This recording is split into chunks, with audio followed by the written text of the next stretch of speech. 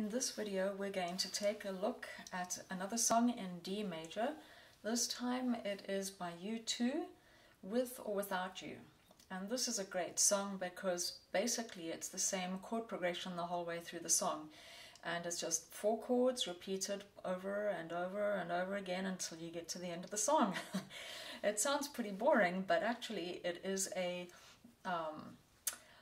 very old musical device. It's been used for literally centuries, and another name for it is called a ground bass. So for example, where a pattern will repeat over and over.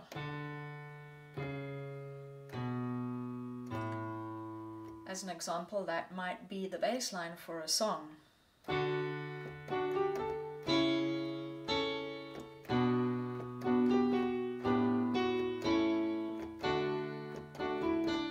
So the bass line is keeping on going,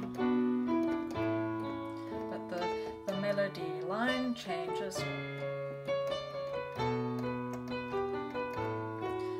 And you may be familiar with Albinoni's, Purcell's canon in D that has this walking bass line, and that thing just keeps going.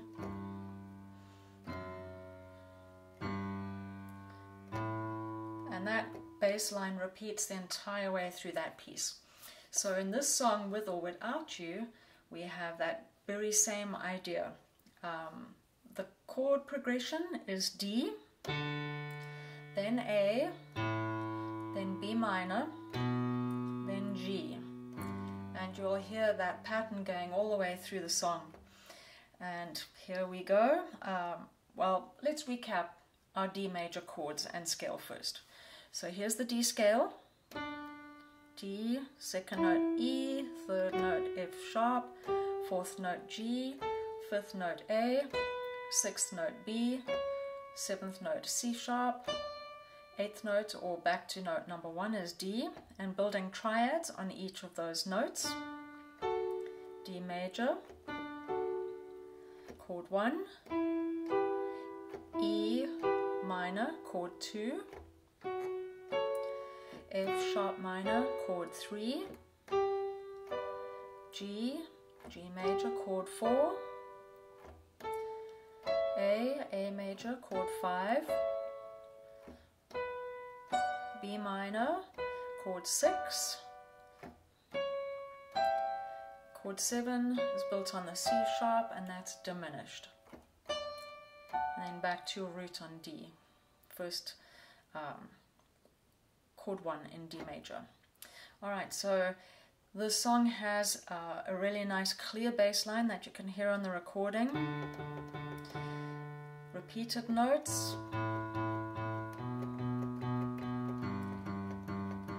And it is all 8th notes going the whole way through the song.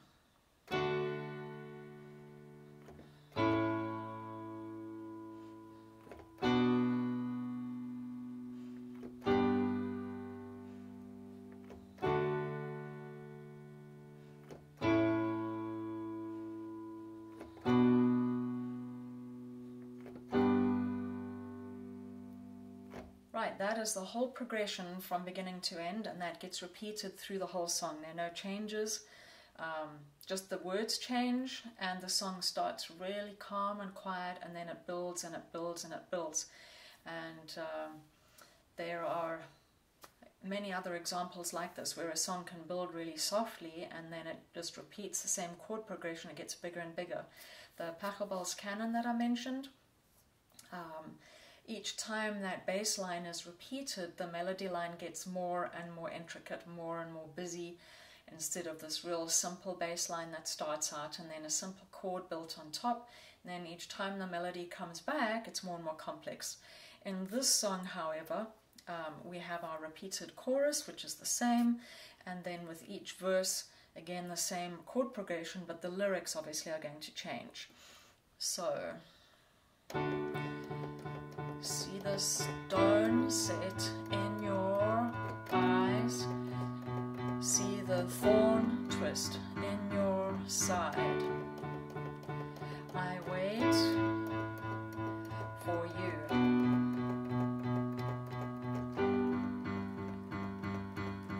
So that is your pattern. Very, very simple and straightforward. I'm using chord 1 in second inversion.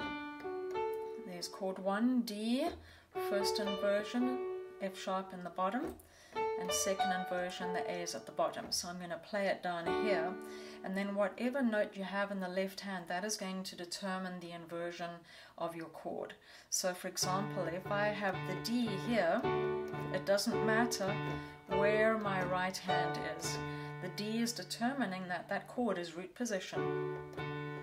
Then I go to the second chord in the progression, which is the chord of A, and I can play that A up here, first inversion, or I can play it there in second inversion. But the point is, you've got the A in the bass.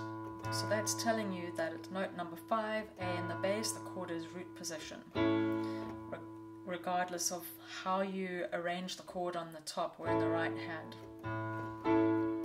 Then chord 6 is the B minor, and again you can have different inversions of the B minor in your right hand, but as long as the B is in the bass, that is the 6th note of the scale, making your chord 6 in root position. And then chord 4, G. So again, you can rearrange the G in the right hand in any position that you like, root position, first or second, but as long as the left hand or the bass is playing that G, that chord is a G chord in root position. And then back to the D. So have fun with that song. It's a pretty straightforward one, and again the bass line is very clear. There are no inverted chords in here, in other words, where the bass is playing a D in first inversion, or an A in first or second inversion, or the B is in first or second inversion. There are also no minor 7th chords in this song either. These are just straight triads all the way through for those 4 chords that U2 has chosen to use for the song. So have fun playing along with that.